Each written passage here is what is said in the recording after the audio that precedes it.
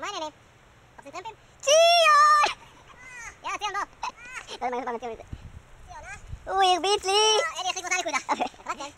אני עובד, אני עובד, אני עובד, אני עובד, אני עובד. אהבתי על הגב קדמי, ביצה, אתה יודע. בהתחלה, בנקיק הראשון, באתי מימין במקום באמצע. עשיתי את הברקס, אמרתי, טוב, אולי ייכנס. החליק. מה זה החליק? אבל דולח, חותך אותך. בטח חתיך. באותה נקודה. טוב, אמרתי להגיע לפני. חברות. חכה, נמתח את זה. זה איך הוא מתייחס לאופניים שלו. זה כמו נשים אותם, עלה לי. איפה זין?